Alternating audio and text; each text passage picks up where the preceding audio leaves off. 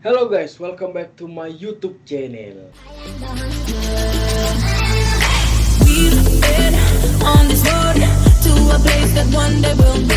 Jadi pada malam ini kita akan membahas tentang OSI atau bisa kita bilang sebagai Open Systems Interconnection. Oke, jadi pada malam ini kita akan membahas OSI atau singkatan dari Open Systems Interconnection. Sebelumnya saya ingin memperkenalkan diri dulu. Perkenalkan, nama saya Ilman Fadil. Saya berasal dari UIN Syarif Hidayatullah Jakarta.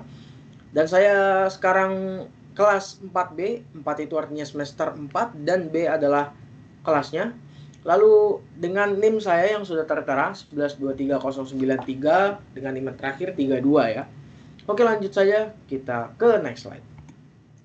Oke, di sini kita akan membahas tentang definisi dari OSI itu sendiri. Jadi OSI itu apa sih, teman? OSI itu apa sih, teman-teman? Nah, jadi berdasarkan hasil riset, model OSI itu sendiri itu merupakan suatu rangka konseptual yang dikembangkan oleh ISO International Organization for Standardization pada tahun 1984 untuk standarisasi komunikasi jaringan. Nah, lalu kenapa kita belajar OSI itu penting?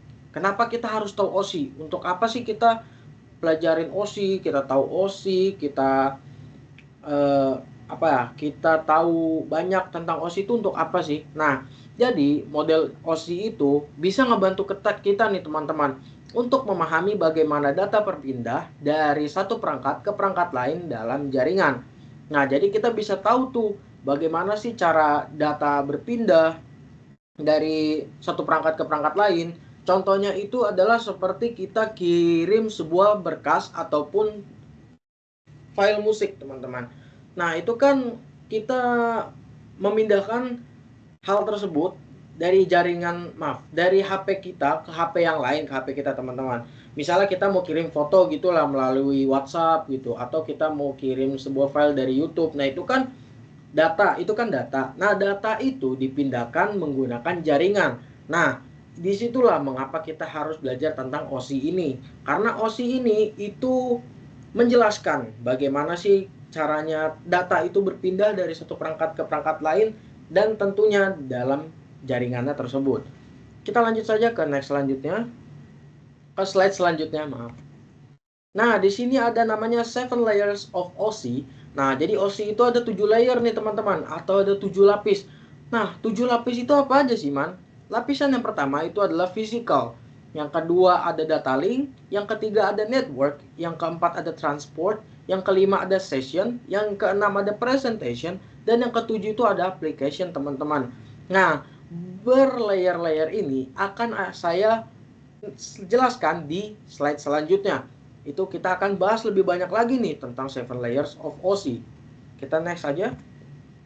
Nah, jadi di sini kita ada masuk ke layer pertama nih teman-teman, yaitu physical. Sesuai ya dari yang di 7 layers of OSI ini. Nah, physical ini itu ada fungsi, perangkat, dan juga contoh. Di sini saya jabarkan itu. Nah, yang pertama ada fungsi dulu nih. Fungsinya apa? Itu mengirim bit mentah 0 dan 1 melalui media fisik.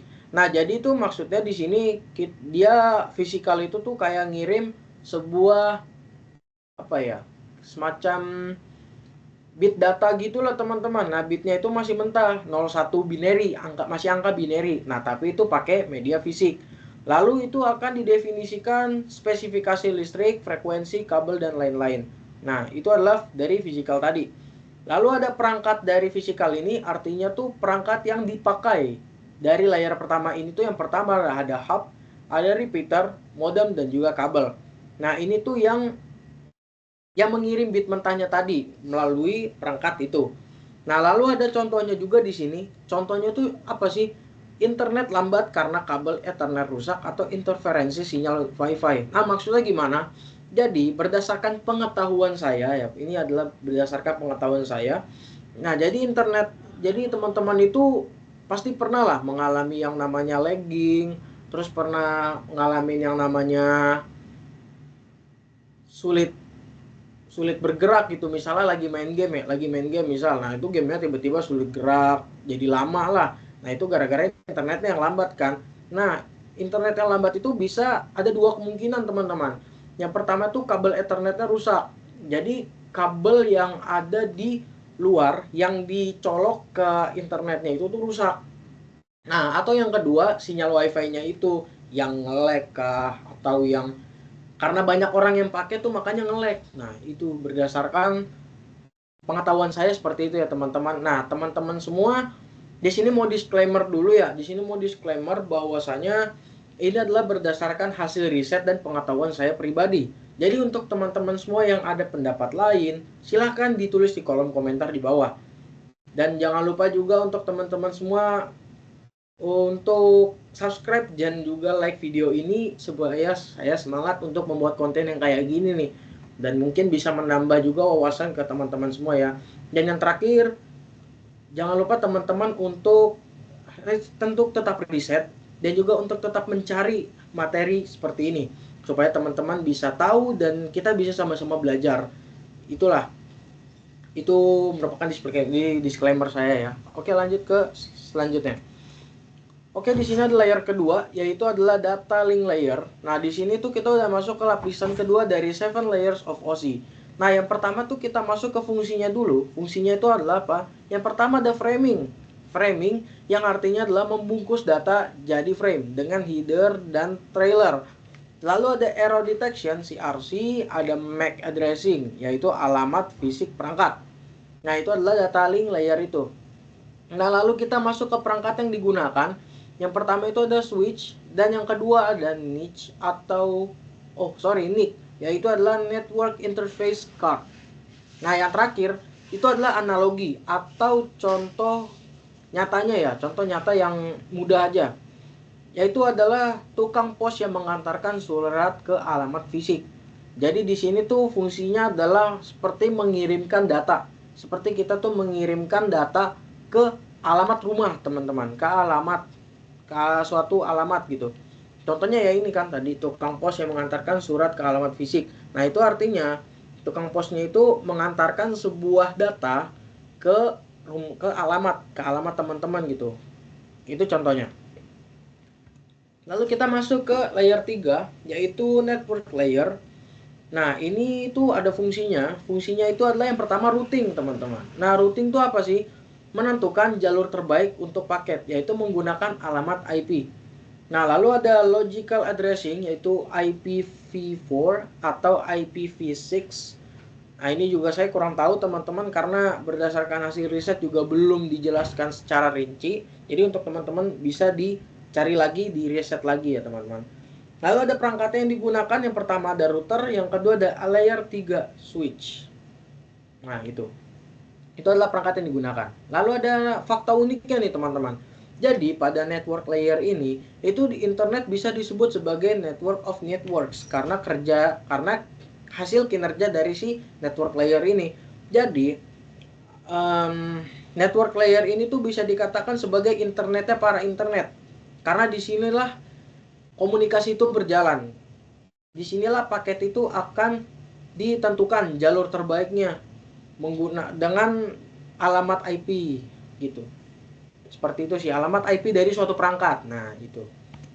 Lalu kita masuk ke layer 4, yaitu adalah transport layer.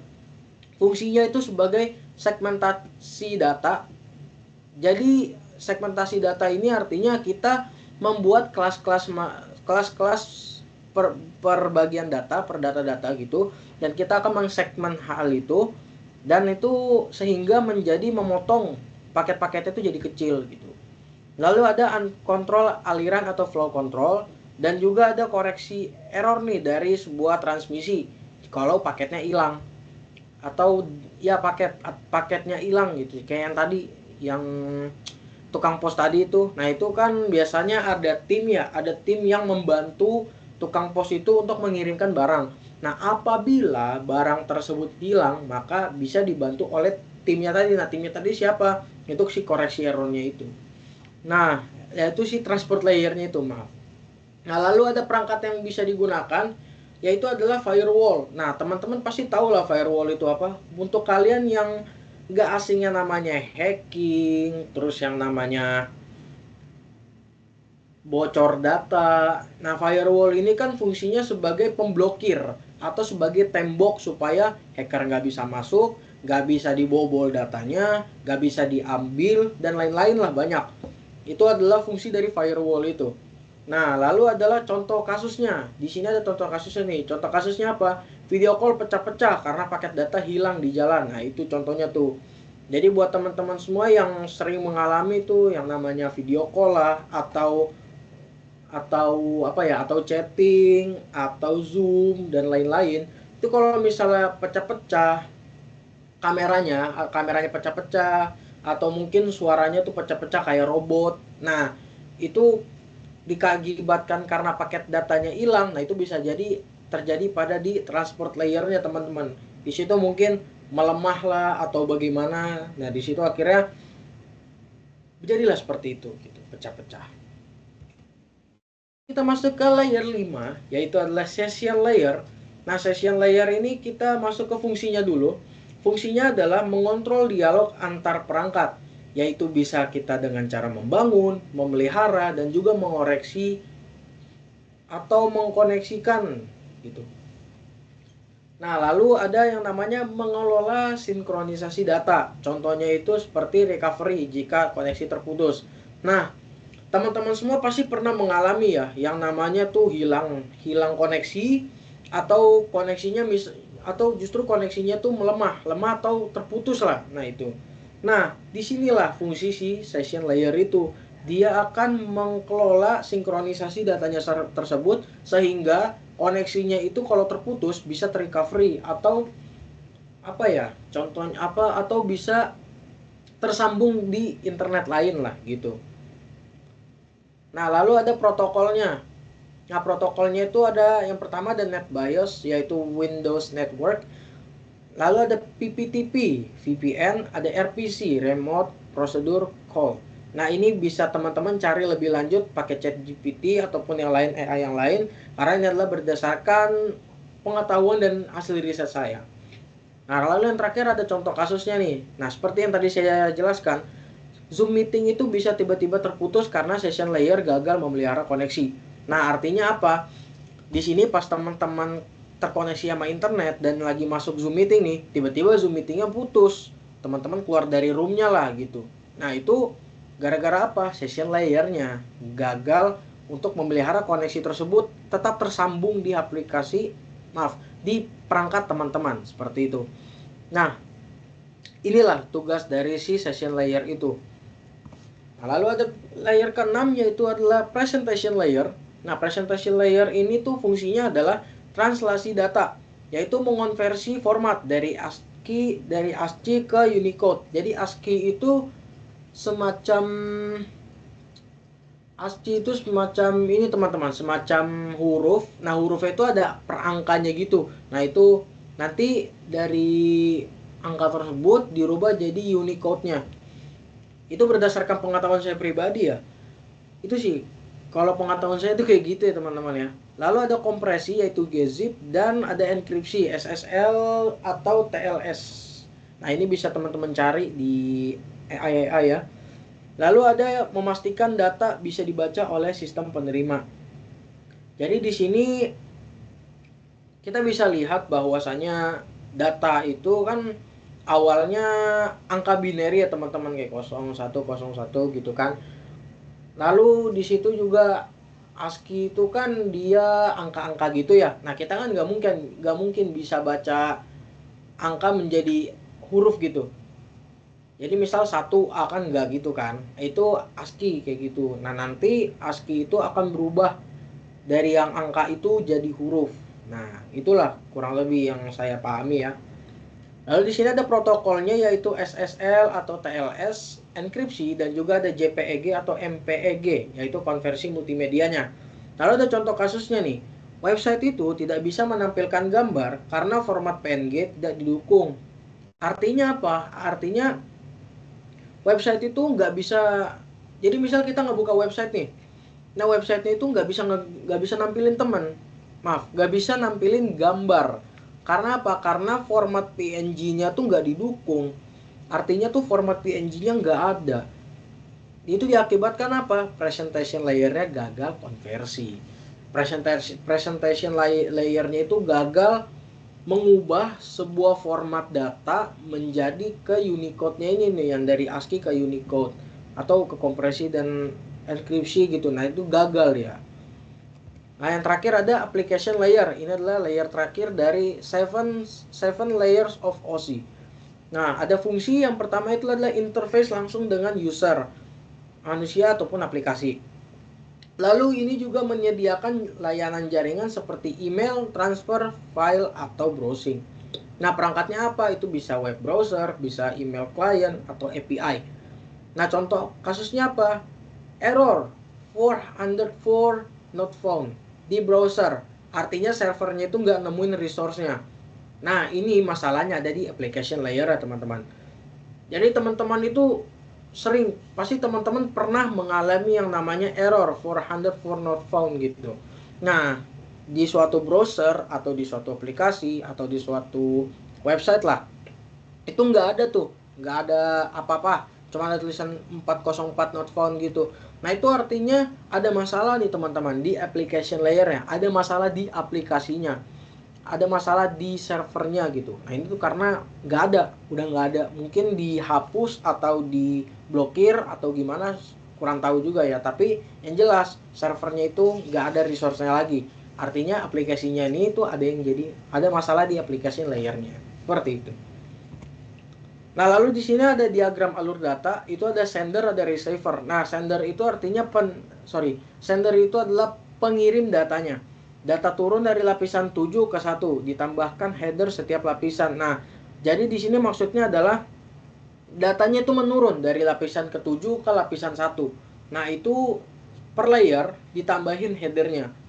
Lalu ada receiver, yaitu penerima, datanya naik dari lapisan 1 ke 7. Headernya itu dibongkar tiap lapisan. Jadi tiap lapisan itu ada headernya. Nah, header itu dibongkar satu persatu. Tiap lapisan itu dibongkar. Akhirnya dia bisa menerima data seperti itu. Nah, di sini ada conclusion. Ini adalah akhir dari pembahasan kita.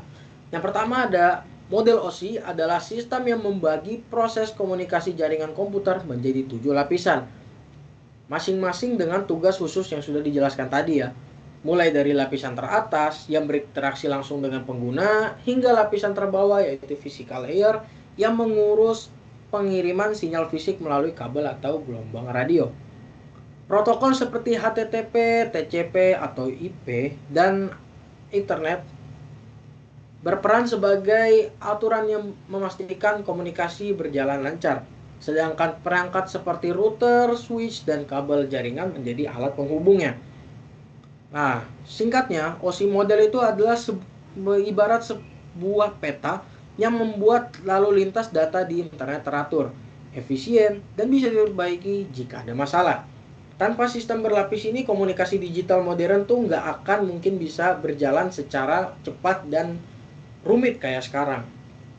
Seperti yang udah saya jelaskan tadi, kalau nggak ada model OSI atau nggak ada OSI ini, tidak akan pernah ada jaringan, teman-teman. Jaringan itu tidak akan pernah tercipta dan kita juga tidak akan tahu bagaimana cara bekerja sebuah pengiriman suatu data dari satu perangkat ke perangkat lain menggunakan jaringan. Nah, ini adalah referensi-referensinya yang berdasarkan penemuan saya. Boleh teman-teman baca satu persatu. Di screenshot juga boleh. Silahkan teman-teman. Nah, di sini adalah akhir dari pembahasan saya pada malam ini. Terima kasih kepada teman-teman semua yang sudah menonton video ini. Jangan lupa di like, komen, dan juga subscribe. Untuk teman-teman semua yang ada referensi lain yang sebelumnya saya perlihatkan, teman-teman boleh di-share ke kolom komentar berdasarkan hasil riset teman-teman. Kita sama-sama belajar dan juga kita sama-sama tahu bahwasanya OSI itu penting. Oke, terima kasih teman-teman semua. Selamat malam dan selamat beristirahat. Wassalamualaikum warahmatullahi wabarakatuh. Bye-bye.